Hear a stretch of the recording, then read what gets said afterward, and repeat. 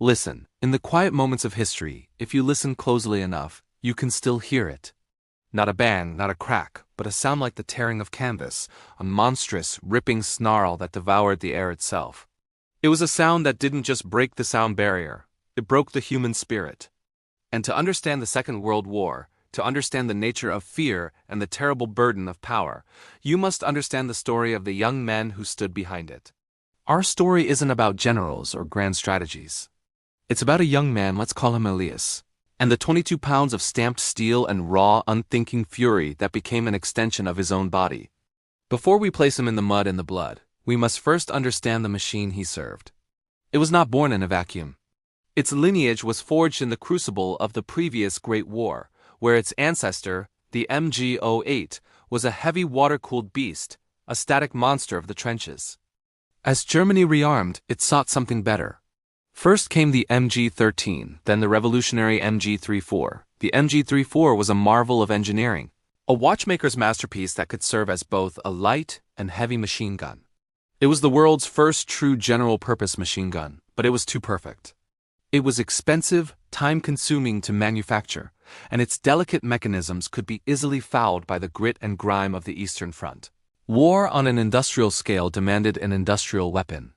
And so the MG42 was born. It was a masterpiece of brutal simplicity. Where the MG34 was milled with precision, the MG42 was made of stamped and pressed metal parts, welded together. It was cheaper, faster to produce, and far more reliable in the harshest conditions. And it had a secret that would echo in the nightmares of a generation. A cyclical rate of fire of 1,200 rounds per minute, more than double that of any Allied equivalent. It didn't fire individual bullets. It vomited a solid stream of lead and fire, a torrent so dense it could literally saw a man in half.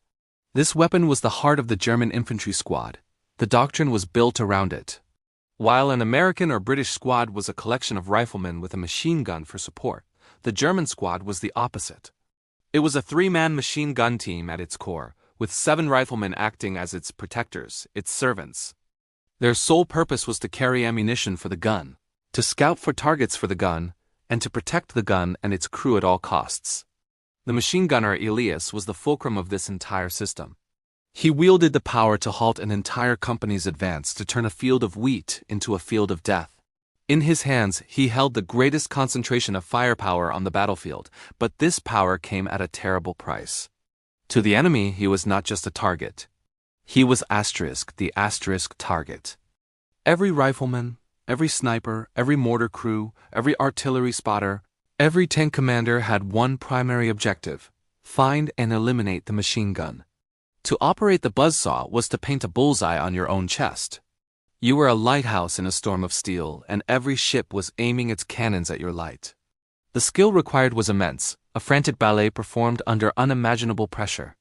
The MG42's ferocious rate of fire meant its barrel would overheat and warp in as little as 250 rounds, about 20 seconds of continuous fire. Elias had to master the barrel change, a life-or-death drill. With asbestos gloves, his loader would flip open a latch on the side of the gun, pull out the glowing, red-hot barrel, and slam a new, cold one into place. The entire process had to take less than 5 seconds. Too slow, and the gun was useless.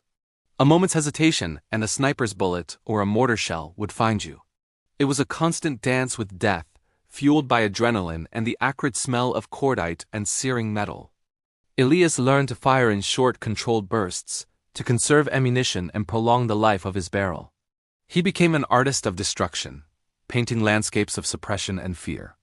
But the physical danger, the constant threat of a violent end, was perhaps the lesser of the two burdens he carried. The true weight was the one that settled on his soul.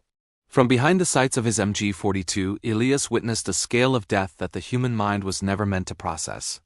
He wasn't fighting individual soldiers. He was engaging waves of shapes, silhouettes that rose from the horizon and ran toward him. He would squeeze the trigger, the gun would buck and roar, and the shapes would simply disappear. They would be erased, mown down like grass before a scythe. He didn't see their faces, he didn't hear their individual cries. He only saw the result. The stillness that followed the storm, the hundreds, sometimes thousands, of bodies that littered the fields before his position. At night, the silence was worse than the noise. It was in the silence that the faces came, imagined faces for the men he had cut down. The psychological toll was astronomical. Many gunners simply broke. They would be found weeping or staring blankly into the distance, the machinery of their minds shattered by the horrors they had both witnessed and inflicted. And then came the darker orders. As the war turned and the front lines became blurred with occupied territories, the role of the machine gunner sometimes shifted from soldier to executioner.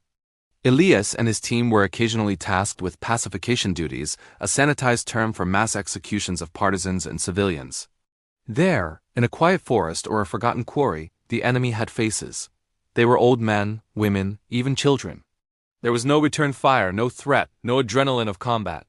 There was only the cold, methodical order to set up the gun and erase a line of human beings. This was the wound from which there was no recovery. The battlefield, for all its terror, had a brutal logic. This had none. This was the moment the soldier in Elias died, and a hollowed-out shell was left in his place. The buzzsaw that was designed to defend a nation was now being used to carve out its very soul. The sound, that terrible, distinctive sound, was his greatest weapon and his greatest weakness. For the Allied soldiers who heard it, the sound of the MG42 was pure terror. It was a psychological weapon that could pin down entire platoons, breaking their will to advance before they even saw the gunner. But for Elias, that sound was a death sentence. It was a beacon that screamed his position to the entire enemy army. Here I am, here is the greatest danger. This forced a brutal reality upon him and his team. You could never stay in one place for long. Fire a few long bursts, and then you had to move. Pack up the gun, the tripod, the ammunition, and run, hunched over, to a new position before the inevitable mortar barrage walked its way to where you just were. In a fixed defensive position, like the bunkers of Normandy, the life expectancy of an MG42 gunner could be measured in hours, sometimes minutes. They were sacrificed, knowingly, to buy time with their terrifying firepower. The war ended. Elias survived, but the man who came home was not the boy who had left. The sound of the buzzsaw never truly left him, an echo in the quiet moments of his life. Yet the legacy of his weapon endured. The design of the MG42 was so brutally effective, so ahead of its time, that it became the foundation for countless modern machine guns. The American M60 took inspiration from its feeding mechanism. Today, the German army, the Bundeswehr, still uses a direct descendant, the MG3, which is little more than an MG42 rechambered for a modern NATO cartridge. The ghost of the buzzsaw still haunts the battlefields of the 21st century. The story of the German machine gunner is not a story of heroes or villains. It is a brutal truth about the nature of war. It is a story of a young man given the power of a god of destruction, only to be made the most hunted and fragile of mortals. It is a testament to the fact that the most devastating weapon on any battlefield is not the gun itself, but the human being forced to pull its trigger and the piece of their own humanity they must sacrifice with every round fired.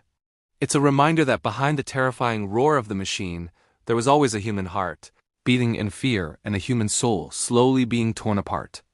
And that is the most brutal truth of all.